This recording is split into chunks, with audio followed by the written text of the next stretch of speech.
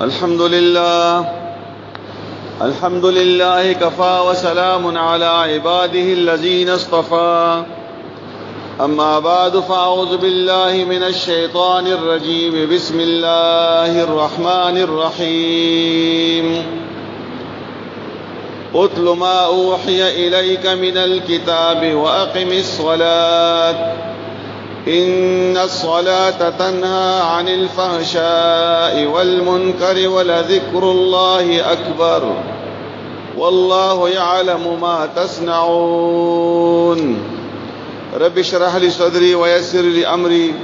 واحلل عقدة من لساني يفقه قولي. إن الله وملائكته يصلون على النبي يا أيها الذين آمنوا صلوا عليه وسلموا تسليما. اللهم صل على محمد وعلى آل محمد كما صليت على إبراهيم وعلى آل إبراهيم إنك حميد مجيد. دماغی عزت مندو پرون چې کوم سبق میلې او هغه دریا په باره کې وو او په هغه سبق کې هم یعنی پرون په بیان کې هم د منځ ذکر راغلی وو چې هغه مونږ چې هغه ریا د پاره وي د خلکو خیالو د پاره وي او هغه مونږ چې هغه کې خلک سستی کوي او ځان خلاصي مونږ نه هغه مونږ الله تعالی قبلوي نه. او نن به ان شاء الله ټول خبره په مونږ باندې کیږي. اصل کې مونږ خو الحمدلله مو ټول کوو به په رمضان کې خو ټول خلک مونږونه کوي خځې او نر ځوانان مشومان ټول کوي. خو اصل کې دینه مونږ خبر چې دا مونږ الله تعالی ویلې فرض کړی دا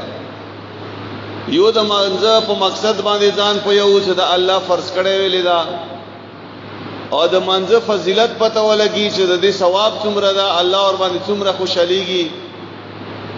او بیا دا هم پته ولګي چې څوک مونږ نه کوي بالکل کوي نه مونږ هغه د پاره الله تعالی څومره سزا مقرره کړی ده.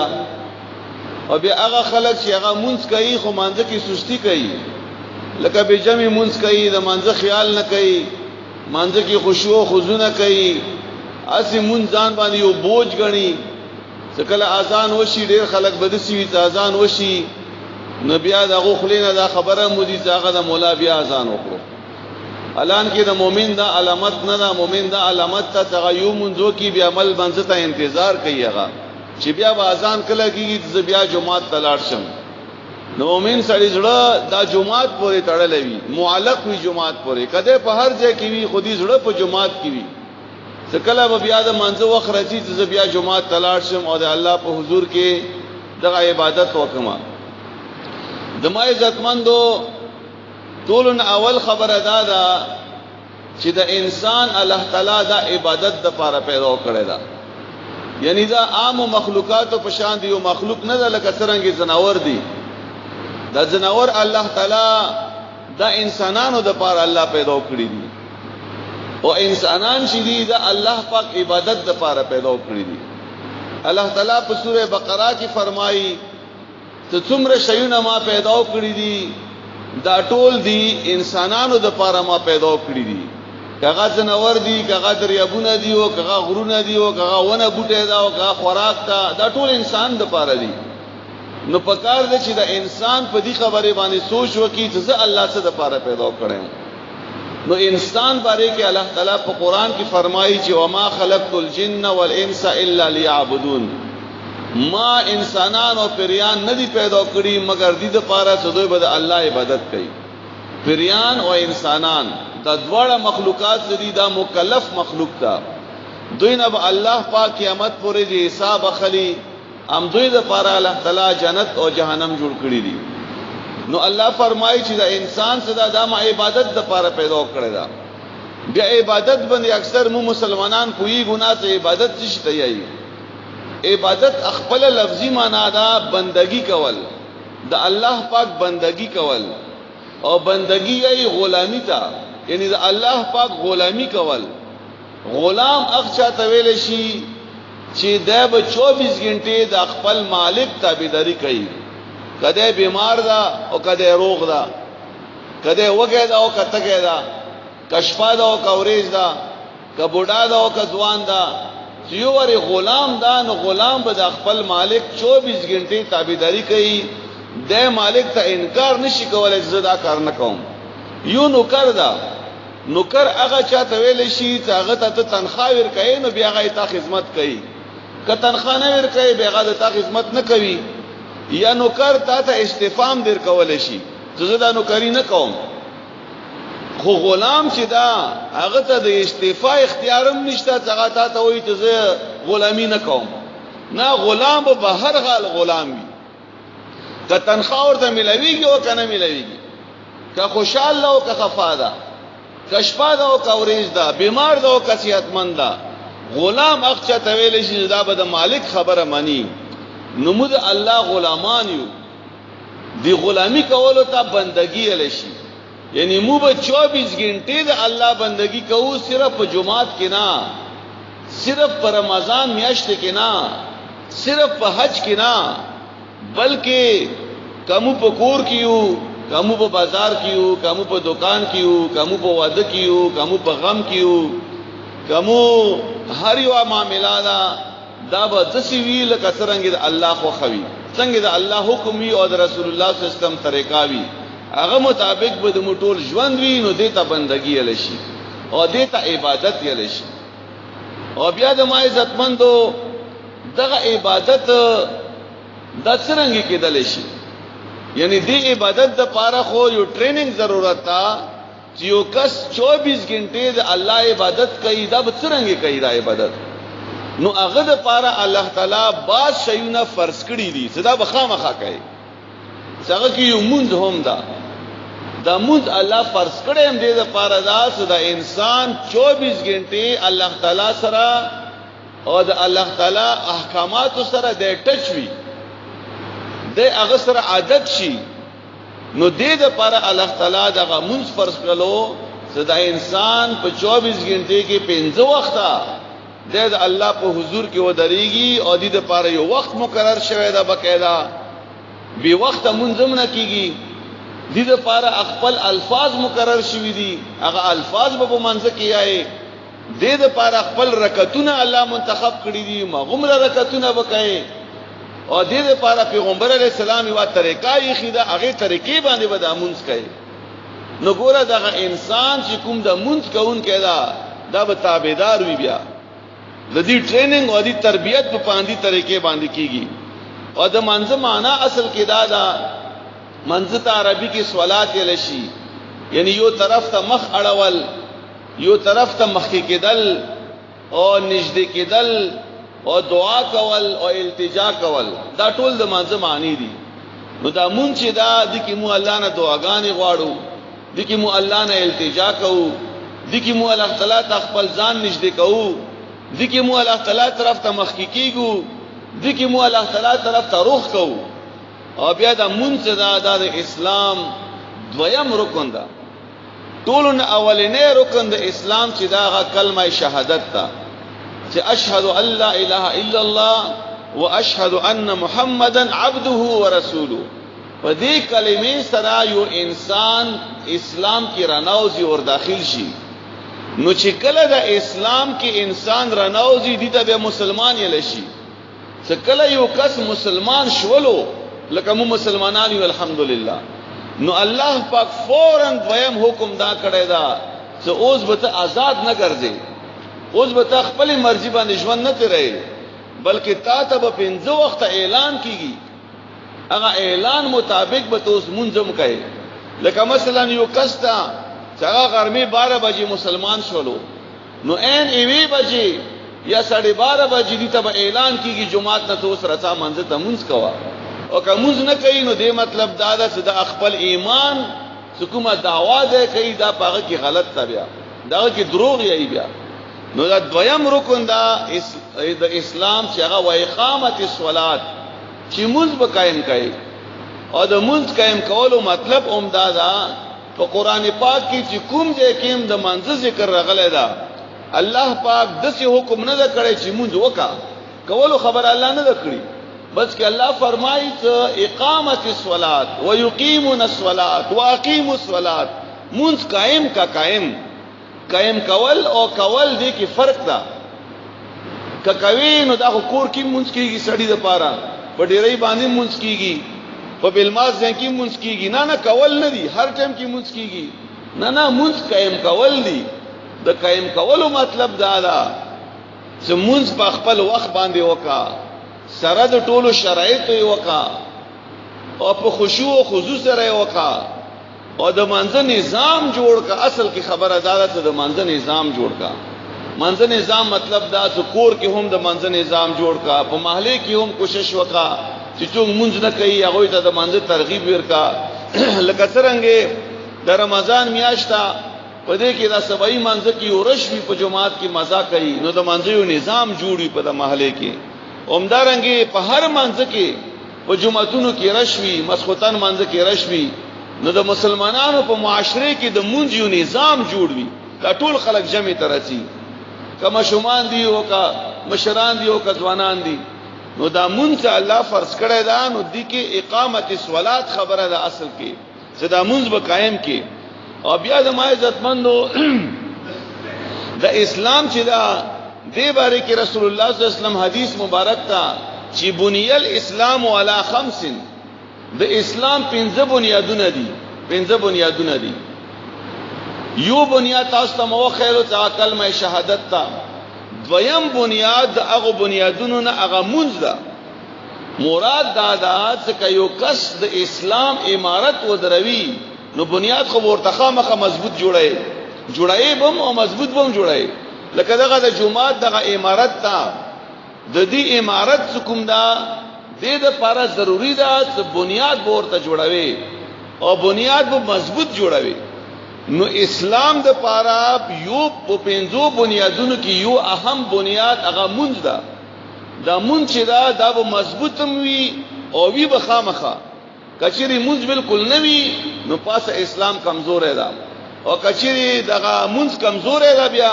ټوټه پټه مونږ ده نو پاسه امارتم بیا کمزور ده نو دې د وجنا دی مونږ ته د اسلام بنیاد یې لشي دي چې دا د اسلام بنیاد ده او بیا د ما عزتمندو دا مونږ فرض درنګ شو په مو باندې الله تعالی دا ویلي فرض کړی دا یو خو خاص خبره تاسو دا ووري منځ په باره کې شاید دې ته د عام مسلمانانو ور سوچ نه وی شوی دی خبره تا صدا مونږ چې دا د الله تعالی مو باندې په داسې ځای کې فرض کړی دا چې نور ډیر اعمال په هغه ځای کې نه دي فرض شوي لکه مثلا روزه فرض ده زکات فرض ده چاته وس رسیږي حج فرض ده چاته وس رسیږي د ډیر اعمال فرض دي خو چې کله دا مونږ په مو باندې الله فرض کولو نو الله تعالی رسول الله صلی الله علیه و آله وسلم ځان ته وغوښتلو پاسه دا مونږ اخذ کې مو باندې فرض شولو هغه چې الله پاک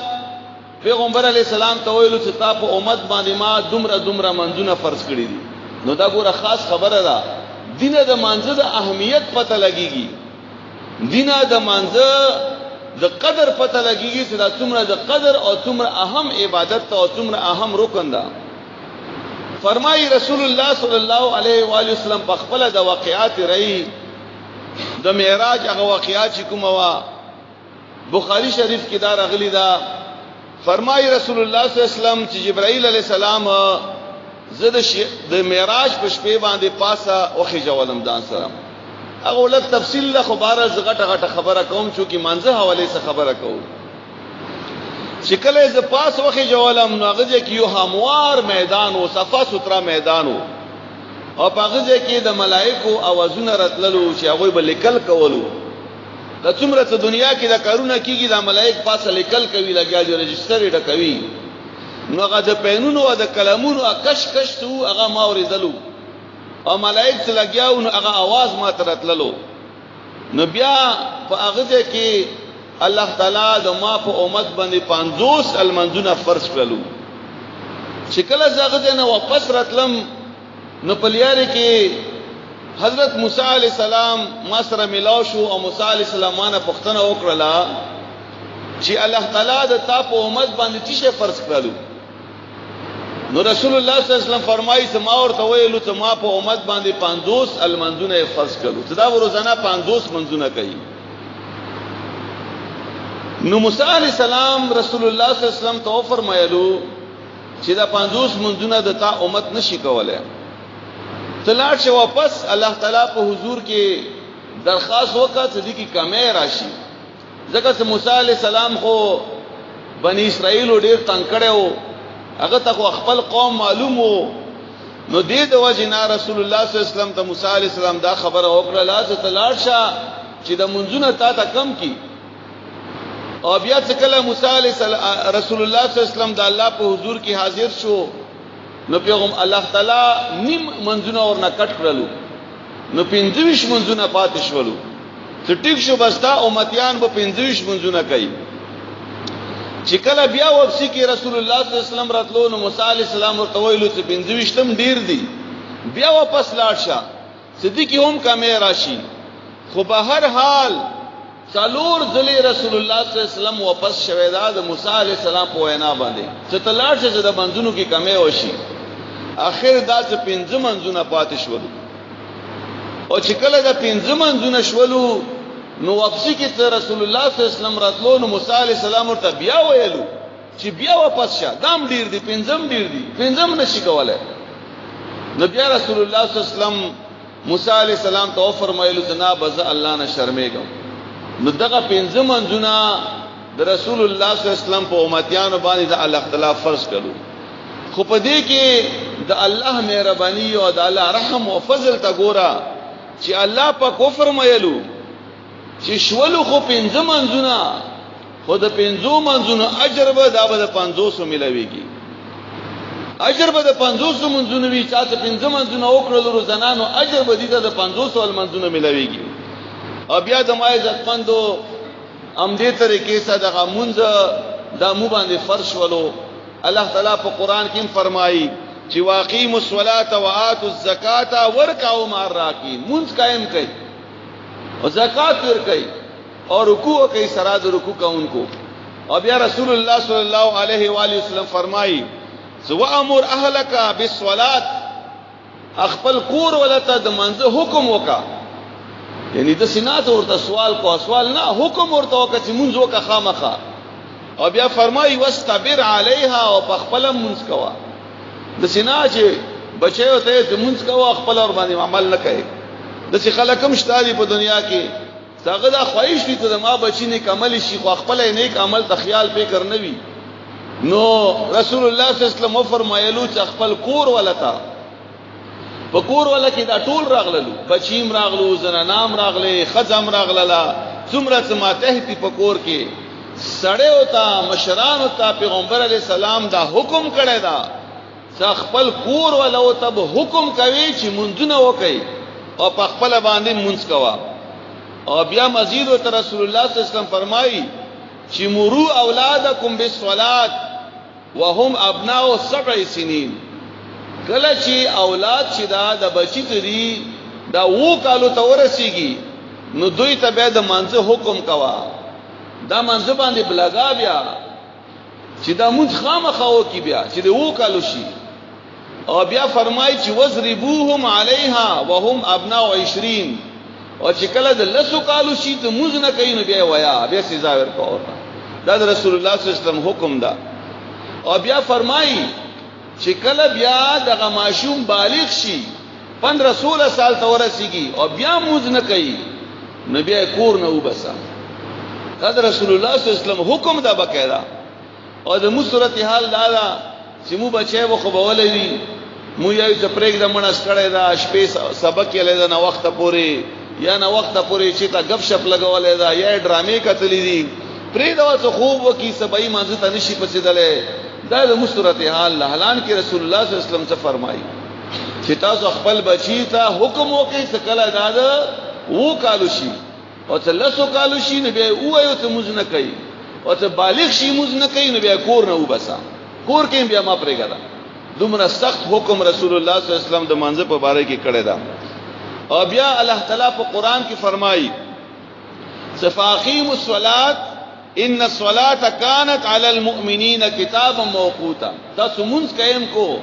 او دا مون چې دا په مؤمنانو باندې په خپل وخت باندې فرض شوی دا. د سینه چې یو سړی سبای منځ ته پاتې دلو سبای مسبخینم سبای وکي او سره مزدګرم وکي مقام وکي مسخوتنم وکي سو اسما پنځه منځونه پورا شول نه خپل وخت باندې دا منځ فرض ده هغه وخت مو ته رسول الله صلی الله علیه وسلم په حدیثو کې خیال ده چې دی وخت نه دی وخت پورې ودغه منځ کوي او بیا د ما عزتمندو د منځ دا د معمولی عمل نه ده یعنی مود رسول الله صلی الله علیه و آله وسلم فرمایي چې د مشرک او د کافر او د مسلمان په منځ کې فرق کول ولا شی څه دا غدا مونږ ده چې یو مسلمان ته پیژنې نو په دې باندې پیژنې چې د مونږ کوي او یو کافر او مشرک ته پیژنې نو په دې باندې پیژنې چې مونږ نه کوي چې مونږ نه کوي نو هغه ته به څنګه مسلمان وای دا خو هغه عمل ده او بیا چې مونږ کوي هغه ټول ته معلومي چې دا مونږ کوي او چې مونږ نه کوي هغه ټول ته معلومي نو د ما عزتمندو مشومانو په حواله سره د مور او پلار ډیره لوی ذمہ داری ده چې دا بچي خپل په منځ باندې راوړي او چې یو بچي مشوموالي کې وړوکوالي کې په منځ باندې روان لري چې لوی شي هغه به منځ نه کوي لکه دا یو عادت هم بیا جوړ شي هغه منځ نه کوي هغه به سستی راشي او بیا ډیر خلک د سیم مکتلې دي چې لوی سړی بوي ځوانان بوي بوډاګان بوي منځ ویل نه کوي ډېر کپڑے مو بل مازی دي بس دا یو بهانه ده چې کپڑے مو بل مازی دي که کپڑے بل مازی دي خو المزی کا هر ځای کې وب ملويږي شکر ده او دومره تسوسوي چې تسخه کپڑے دا چولې دا خبره بیا غته پکار ده چې دومره سخای چې دا کپڑے بل مازی دي په امتیازو د کپڑے لړلې دي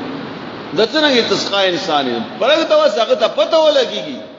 چې د سخه کپڑے چول د بل مازی کپڑے چول دي سره انسان هم سخاخ کاری نو دای موي وا بهانه ده د ما عزتمندو بیا د رسول الله صلی الله علیه و آله وسلم فرمایي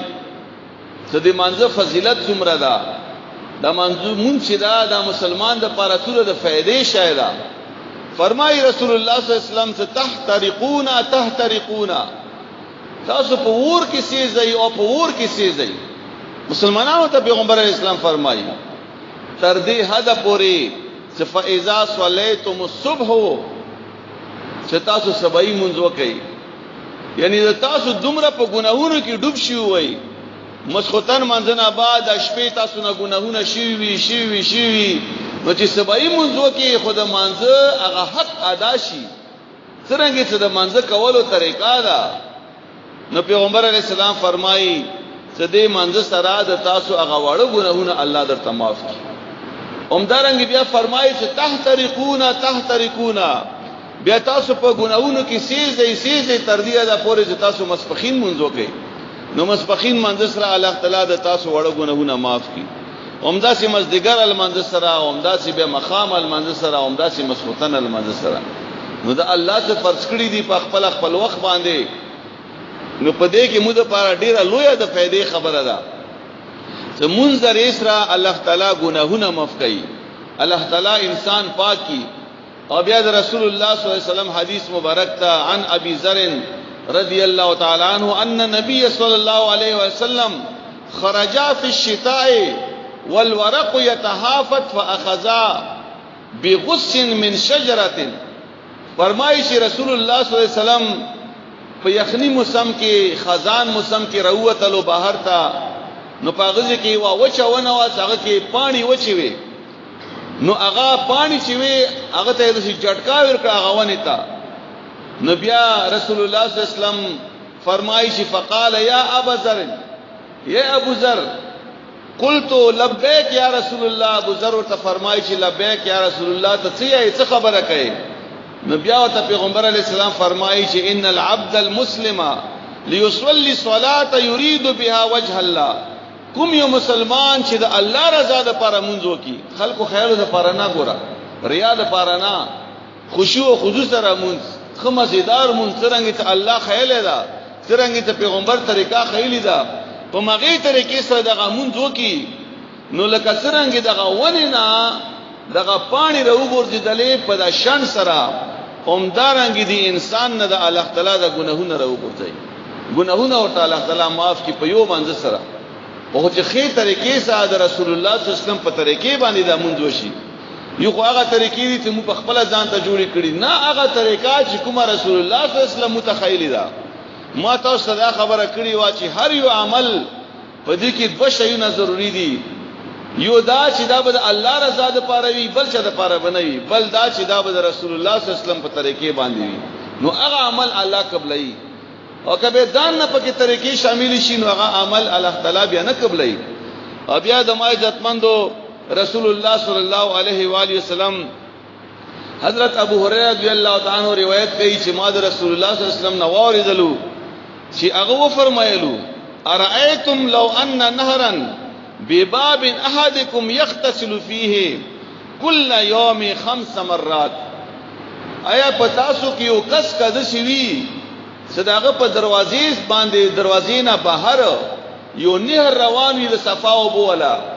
او دغه کس په دنیا کې 15 وخت لامبي، نو هل بقیا من درنه شیء، آیا د دې انسان په جسم باندې به څه ګندګي پاتې شي؟ چې د 15 وخت لامبي د کور نه بار روزي ولامبي، بیا بار روزي ولامبي 15 وخت د لامبي. نو فرمایي چې مور ته فرمایل سنا یا رسول الله لا يبقى من درنه شیء، هغه په جسم باندې خو ګندګي به پاتې نشي. نبی رسول الله صلی الله علیه وسلم و فرمایلو کذالک مثل الصلاه الخمس، همدغه مثال دا 5 منځونو دا چې الله تعالی په دغه منځونو سره د تاسو ګناهونه ختمي. څوک ته 5 وخت منځ کوي، څنګه ته منځ رسول الله صلی الله علیه وسلم خیال دا، نو په دې منځ سره دغه خلقونه منځګزارونه الله تعالی ګناهونه ختمي. او بیا د ما عزتمند رسول الله صلی الله علیه وسلم حدیث مبارک ته چې دا منځ دا د دین ستون، دا د دین ستنی دا، یعنی په دې باندې دین ویلاړ دا، لکه څنګه دا جمعات ته دا چت لاندې نه راستنی ورکړي دي او دا دیوالونه ورکړي دي پاسه چت د پاره، نو دا اسلام د پاره د غمونځ دا د ستون حیثیت لري، د ټیک حیثیت لري. او بیا فرمایي چې دا مونږ چې دا د مؤمن د پاره رڼا ده، په دنیا کې به هم دغه رڼاوي او په آخرت کې به هم دغه رڼاوي. او بیا فرمایي چې دا مونږ چې دا د جنت کنجي ده، دې سره د جنت دروازه خلاصيږي. چا سره مونږ نه وي هغه به څنګه جنت دروازه هغه د پاره کولاو شي. او بیا رسول الله صلی الله علیه وسلم فرمایي چې دا مونږ چې دا ما د سترګو یخواله ده، یعنی دې باندې د ما سترګې یخيږي، د ما ستړي ورکه شي، ما زړه ور باندې خوشحال شي، ما زړه ور باندې مطمئن شي. او بیا ابو هريره رضی الله تعالی عنہ روایت تا بخاری شریف کې دا حدیث راغلی دی چې رسول الله صلی الله علیه وسلم فرمایي خصوصا د مازدیګر او د ماسپخین منځ وخت کې چې مازدیګر او ماسپخین منځ د دې ډیر زیات اهمیت، مازدیګر او د سحر منځ د دې ډیر اهمیت تا، ځکه چې دا هغه منځونه دي چې دا ډیر زر قضا کیږي چې موږ سحر را پاتو او داس کوو چې لږ بدن تویګو به بیا سحر وخت نه ختم شي، ځکه چې وختي خمونه پاتېګو، وختي خمومز نه کوو، داسې وخت مونږ کوو چې مونږ وکړو لږ وخت لريږي بیا میر راختلوي. او بیا هم داسې مازدیګر مونږ دا چې مازدیګر لږ په ځان پويږي را پويږي را مازدیګر مونږ بیا قضا شي. او بیا رسول الله صلی الله علیه وسلم حدیث مبارک تا چې څوک د سحر مونږ نه وخت کوي او څوک د مازدیګر مونږ نه وخت کوي، دا هم د منافقینو مونږ دا چې ور مازدیګر مونږ نه کوي څه کله مازدیګر شي یک طرف ته زیړه رڼا راوخی چې د مخام هغه نه بعد زر زر بس مونږ وکي، دا خو د مسلمان مونږ نه ده، دا د مونږ کوون کې مونږ نه ده. او بیا رسول الله صلی الله علیه وسلم فرمایي اهمیت څومره ډیر ده د سحر مونږ او د مازدیګر مونږ، اهمیت دومره ډیر ده چې دا خو تاسو ته معلومه ده چې د شپې خپل ملائک دي او د ورځې خپل ملائک دي، د دوی ډیوټي بدلېږي د سحر منځ کې او د مازدیګر منځ کې. لکه یو انسان سره دوی ملائک دي، فرشتي دي، دا سبعی منځ ته راغلي، سبعی منځ ته راغلي د ورځې ډیوټي د پاره، نو اوبدي سبعی منځ کې دغه ملائکه موجود شولي او کومې چې د شپې ولا ملک دي هغه هم پکې دي، نو دا سبعی منځ چې وکي نو دا به دواړه قسمه ملائکه دغه منځ ولي کی، شپې ولا ملائکه هم لیکي او د سبعی ولا د ورځې ملائکه هم ولي، او بیا د دوی ډیوټي چې دا د مازدیګر منځ کې بدلېږي. نو چې مازدیګر مونږ چا وکړلو نو دا تلړو ولا ملائک چې دی هغه به هم د مازدیګر مونږ ځان سره ولیکي، او دراتلو ولا چې کوم ملائک دی هغه به هم ځان سره دغه مازدیګر مونږ ولیکي. او دا څه معمولی خبره نه ده، د مونږ اجر څه ده، اجر دا څه معمولی خبره نه ده چې دا یو مونږ باندې الله څومره اجر ورکړي. په دا مونږ کې چې کوم دا سبق یایو دا کوم څه تلاوت کوو په یو حرف باندې لسنه کیانه ملويږي په یو حرف باندې. نو ته سوچ کوا چې په مانځه کې مسوره د قران پاک تلاوت کوو الحمدلله شروع کو ولد والین پوری او بیا سره یو سورۃ ملګری کو او څومره څوګه سورۃ پکې له شیا ثواب پکې زیات اجر او سره زیات ملويږي. نو دې د وجه نه د ما عزت مندو د منځ ډیر زیات اجر ده. او بیا په منځ کې اصل شی څه کوم ده کوم منځ الله تعالی قبلوي قبل دو ولا مزدا هغه کې یو بل شی ضروری ده چې هغه ته خشوع او خضوع لشي. ته منځ کې به خشوع خامخاوي نتا توجه به دا الله د پاروي دا به الله رضا د پاروي د غمونځ ځکه چې الله تعالی په قران پاک کې فرمایي په سوره مومنون کې ځکه الله تعالی د مؤمنینو صفات بیانوي. نو یو صفت دا چې الذين هم في صلاتهم خاشعون چې دوی په خپل منځونو کې خشوع کوي. او بیا د ما عزتمندو د رسول الله صلی الله علیه و آله وسلم یو طریقه متخیلی ده په حدیث کې ز په منځ کې به د خشوع څنګه بربرای فرمایي چې ان تعبد الله كانك تراه وان لم تكن تراه فانه يراك. چې کله ته عبادت کوي نو ته دا خیال وکړه د رسول الله صلی الله علیه وسلم خبره ده په حدیث کې راغلی ده چې کله ته عبادت کوي نو ته دا خیال کوا پزړه کې چې الله ګورم او که مثلا ته نه ګوري نو دا خو خامخا پزړه کې راواله ته ما الله ګوري کم ما خو الله ګوري. نو دا هر منځ ته سړی ودرېږي او دې وایي چې الله په حضور کې ودرېږم او ما الله ګوري. دا الله سره یو ملاقات وشمره ځان د پاره. نو په دې کې ودا توجه برابرای د ما عزتمندو کله سمو مشران سره ملويګو افسران سره ملويګو وزیران سره ملويګو بیا څه کوو بیا خپل وختم برابر کو کپڑے صفا واچو څه وس مرسيږي نوی کپڑے وکو ټوپایم برابر کو او د هر یو شیخ برابر کو خاطرم ولګو. خو چې کله د الله په حضور کې ودرېګو نو بیا خیرانو کپړو کې رسو بیا خیرانه ټوپۍ کې رسو بیا هغه ټوپۍ مو په سره او کومه سمونځو کو به د سی وګرځو. نو دا څه طریقہ شولا نه خمزدار ټوپۍ خمزدار کپڑے خمزدار ځان جوړول په منځ کې دې لپاره چې ما الله سره ملاقات ته الله په حضور کې ودرېګم بوستي. نو ځان خو خسته کول خو خوبصورت کول صورت د انسان وسره سي خدا مونږ نه کوو دا عادت په مو کې نه رسېو کدا عادت په مو کې راغلو نو ځان ته مو په منځ کې به ان شاء الله نورم فن پیدا شي. او بیا د ما عزتمند یو صحابي رسول الله صلی الله علیه وسلم په خدمت کې حاضر شو ورته وایو فرمایلو چې اې دا الله نبی ما د طریقہ او خیاس د منځ کې د خشوع او خضوع څنګه راسي دغه زمو منځ کې ودرېګو د مو سوچ بالکل نه وی برابر یو طرف ته بل طرف ته او سوچونه کوو فکرونه کوو حسابونه کوو دا خو د مومنز ده. نو رسول الله صلی الله علیه وسلم ته په جواب کې فرمایي چې کله تاسو منځ کوئ کله چې منځ ته ودرېږي بس رکی دا وای چې دا د ما د ژوند اخیره المنځ ده دا وای چې ما د ژوند اخیره المنځ ده. نو بیا په دې المنځ کې د تا توجه الله تعالی طرف ته او دغه په حضور کې به برابر وي. بیا او بیا د ما عزتمندو مخکې مو دا خبره په درسونو کې کړې ده چې مونږ کې خشوع او خضوع علیهم برابرېږي زموږ د منځ ارکان ورو ادا کو. لکه مثلا رکوع ته کله مو ټیټ شو نو درې ځله سبحان ربی العظیم خو کم از کم بیايو کچا زیات ویلو ثواب ډیر ده. نو طریقه دا چې کله سبحان ربی العظیم ته رکوع ته مټټ شولو د ملیا خا برابر بکې دي تعدیل یې رسول الله صلی الله علیه وسلم فرمایي چې د ملاو بالکل برابر کې یعنی خو په سکون کې شي. نبی ابو درې ځله سبحان ربی العظیم وایي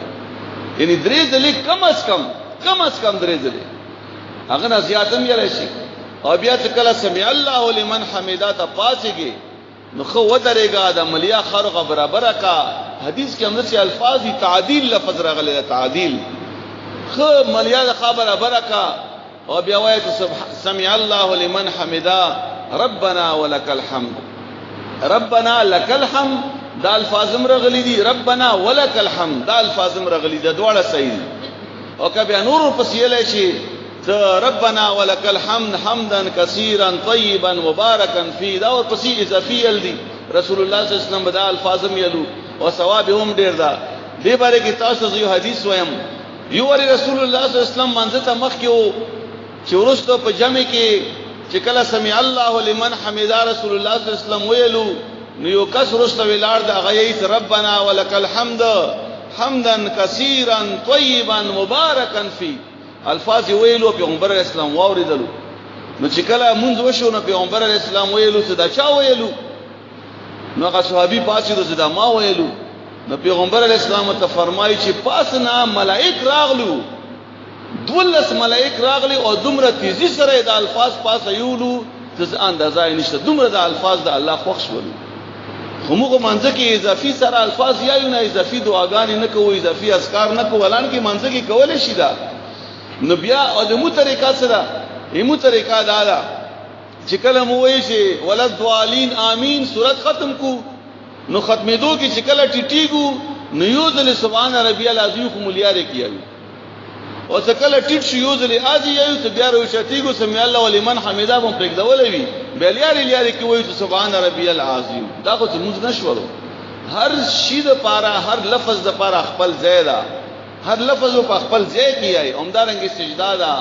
عمدارنګي د دوه سجدو منځ کې جلسه ده څنګه کې کینی دوه سجدو منځ کې نو خو سکون سره بکینی او هغه کې به دعاګانې رسول الله صلی الله علیه وسلم کړی رب اغفر لي وارحمني وعافني واهدني دا دعاګانې پیغمبر اسلام کړی بیا څه کلام د سیا تحیات لله بیا درود شریف ته بیا اللهم ربنا آتنا فی الدنیا بیا هغه کې پیغمبر اسلام ډېرې دعاګانې کړی د شیطان نه او د دجال نه او د فتنو نه پناه غوښتي د رسول الله صلی الله علیه وسلم دغه دعاګانې کړې دي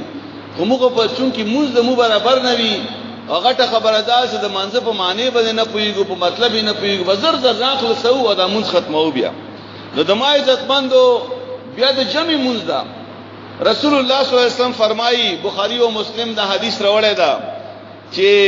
صلات الجماعت تفضل صلات الفز ب27 درجه هغه مونږ هغه ځان ته وکړل شي هغه مقابله کې هغه مونږ هغه جمع سره وکړل شي نو د جمع سره مونږ چې دا 27 درجه او چته په دې ځان ته مونږ باندې او بیا د سینه دا ځان ته مونږ چې دا د سینه دا کې د شي رسول الله صلی الله علیه وسلم ډیر احادیث د سیم دي چې دا الله قبولم نه کیته بغیر عذر نه ځان ته کوي او په کور کې خزو غوندي او بیا د رسول الله صلی الله علیه وسلم حدیث مبارک تا چې ما د په اغزاد باندې قسم وی چې داغه په لاس کې د ما ساده د پیغمبر اسلام قسم وکړلو چې د ما اراده وکړه چې زلرګی را جمع کم او خلکو ته هم زلرګی را جمع کو او بیا زه حکم وکم چې اذان وکړي او بیا اذان نه بعد زویم چې امامت ودروي او بیا زه وګورم چې کوم سړی جمعه تندر چې زیم د دې سړی کور ته اور واچو بغیر د عذر نه بغیر څه د وجه نه بغیر څه د بیماری نه بغیر څه د تکلیف نه بغیر څه د خوف نه په کور کې مونږ کول رسول الله صلی الله علیه وسلم فرمایي چې ما زړه غواړي چې دې سړی کور ته اور واچو دغه اور باندې پیغمبر اسلام خپکیږي نو نرد پارا جمع سره مونږ کول دا لازم ده دا لازم ده مونږ او بیا د ما عزتمندو په مسلم شریف کی حدیث تا حضرت عثمان ابن عفان رضی اللہ تعالی عنہ روایت کړي چې رسول الله صلی الله علیه وسلم فرمایي چې چا مسخوتن مونږ په جمع سره وکړلو مسخوتن مونږ په جمع سره وکړو په جمعات کې نو دا د څه شولو لکه دی نیمه شپه قیام وکړلو لکه نیمه شپه پوری دی عبادت وکړلو او چې چا به سحر مونږ په جمع سره وکړلو دا د شولو لکه دی ټول شپه قیام وکړلو دغه زیات ثواب ده یعنی مفت اجرونه دي مفت نه کیانی دي بس غټل دي خو کدا حدیثونه متمعلوم شي او په دې باندې مو عمل وکړو او بیا د ما عزتمندو د منځ الله تعالی چې فرض کړی دا الله تعالی ویلې فرض کړی دا او دا په جمع باندې ویلې مقرر کړی دا په دې کې د الله تعالی خپل حکمت تا ټولونه اولنې خبره په دې کې دا چې دې سره انسان ته او منځ کون کې د احساس پیدا کیږي چې زه د چا غلام یم زه د چا بنده یم زه آزاد نه یم نو څه کله 5 وخت اذان وشي او 5 وخت د انسان مونږ کوي نو د تړلې د الله پورې د دین پورې تړلې د جمعات پورې و تړلې شو د اسلام پورې و تړلې شو کني شیطان چې دا هغه هر وخت په انسان باندې حمله کوي لکه څنګه قرآن کې الله فرمایي ثم لآتينهم من بين أيديهم ومن خلفهم وعن أيمانهم وعن شمائلهم شیطان خدای دی وکنا چې زبدي خلق ته مخ کی طرف نه راتم رست نه براتم خي طرف نه ګس طرف نه نو چې کله یو انسان مونږ کوي جمعات سره کوي او زړه په جمعات کې دا او دی بل اذان ته انتظار کوي نو شیطان په دې باندې حمله نشي کولای شیطان په دې باندې قابض کېدل نشي بیا نو شیطان نه د بچ کېدو لپاره دا ضروری خبره ده چې موږ په خپل وخت باندې وکړو او څنګه طریقہ چې رسول الله صلی الله علیه وسلم تخیلی دا په مغه طریقې باندې وکړو او دویمه خبره ده چې په منځ کې دویمه فلسفه ده چې دا انسان مصروف خډیر ده خصوصا د ورځې په وخت کې خو ډېر مصروف ده نو د سینا چې دا انسان دنیا په کارونو کې ډوبي او الله یې کړی نو چې کله دا انسان دکاندار دا یا په دفتر کې نوکر دا یا بل څه ډیوټي دا ان څه کله مسبخین ټیم شي نو جمعات د اذان وشي تراشه منځتا حي علی الصلاه او حي علی الفلاح بس دکان بند کا او نوکری پرېګ دا ودی وخت کې او بل د هر یو د دنیا هر روزګار هر شی پرېګ دا او منځ تراشه جمعات تراشه نو ګوره دغه احساس پیدا شي انسان سره اومدارنګي مسبخین وخت کې بیا مزدګر وخت کې او بیا مسخوتن او مخام وخت کې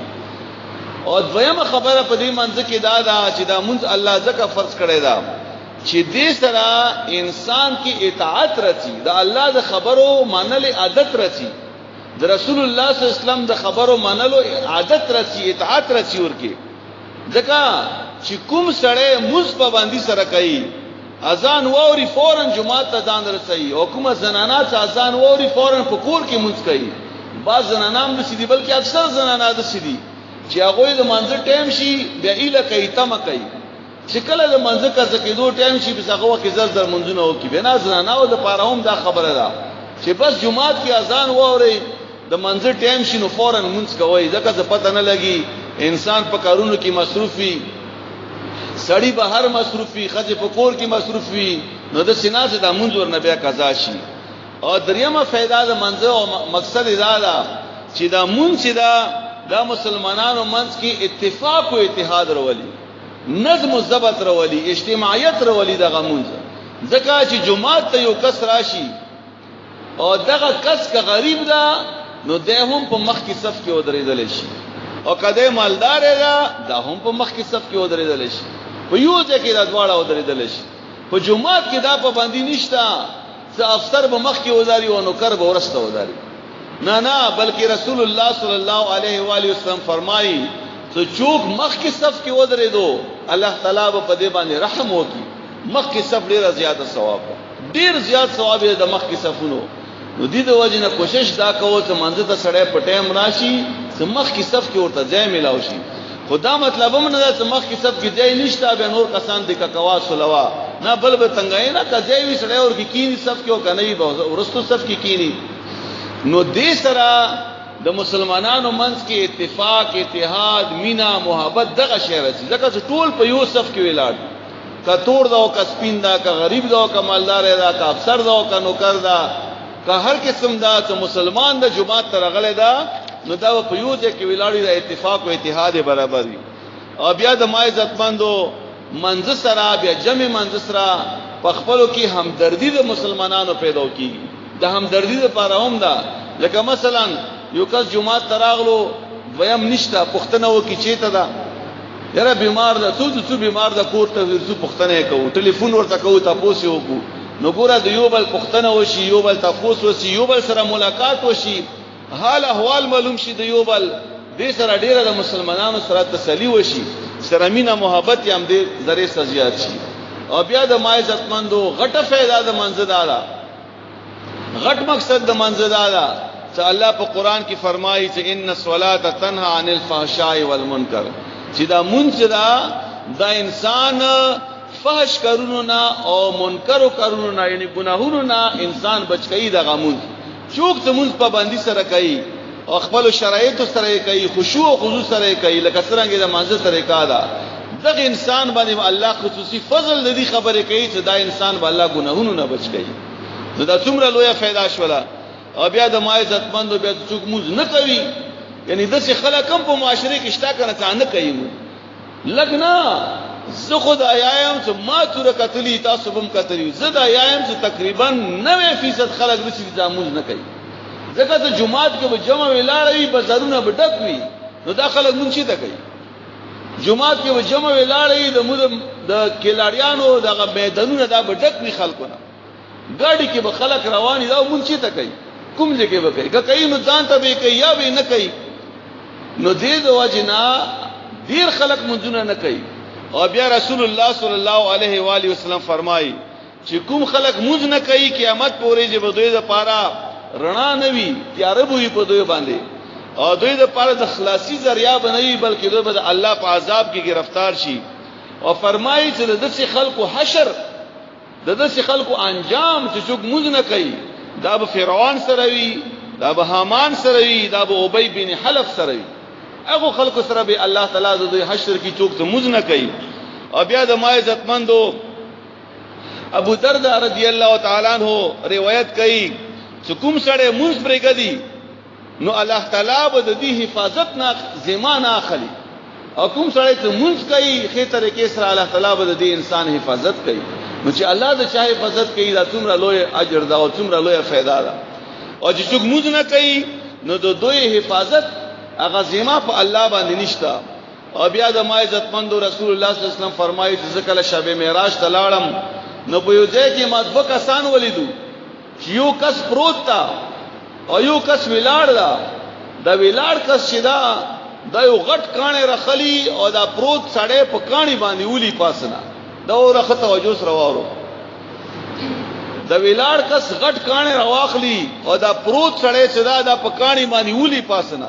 چې کله ولي نو دا سر چوت شي، د سر د چوت شي.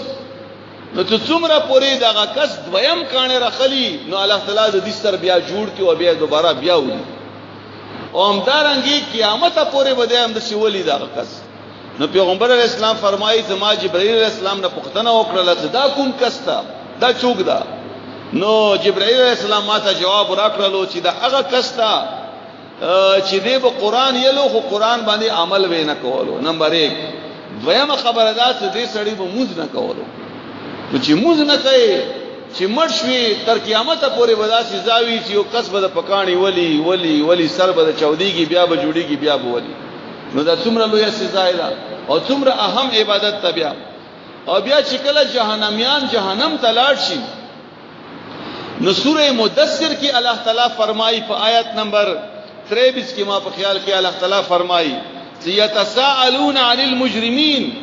د مجرمانو نه به جهنم کې تاسو وشي چې تاسو ویلي جهنم ترغلیو ما سلککم فی سقر، تاسو ویلي جهنم ترغلیو د سقر تویر رغلی سقر دا جهنم ته لشي. قالو نو دا به ته په جواب کې وایي لم نکو من المصلین، زکات موږ نه کولو موږ نه کولو. نو دا لګي مونږه تکلیف ته پاره پکاره څنګه لوی سخت عذاب نه څنګه د جهنم عذاب نه څنګه نه ځان وستو. او بیا د ما عزتمندو کوم خلک بیا منځ کې سستی کوي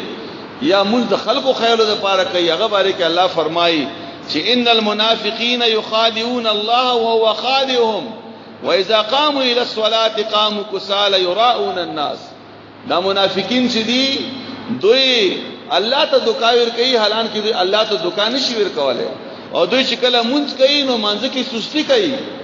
بی وخت کوي، بی جمع کوي، ټوټه پټه کوي، ویم دا چې خلکو خیالو د پاره کوي.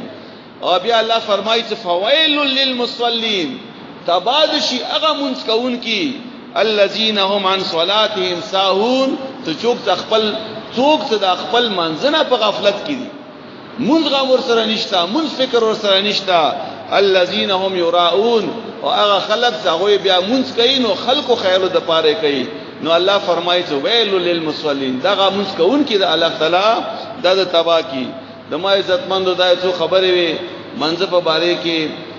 ان شاء الله یو څو درسونه بنورم کوو. الله تعالی د ګرمي کما کی، الله تعالی د رحمت بارانو کی،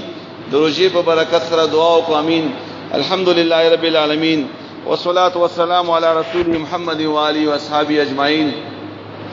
یا اللہ تعالی دی میاشتې په برکت سره، د دې روژې په برکت سره، یا الله د دې عبادتونو په برکت سره، او یا الله تعالی د معصوم مخلوقاتو په برکت سره، یا الله تعالی ته د رحمت بارانو کې، یا الله ته د رحمت بارانو کې چاته وس رسیږي ټول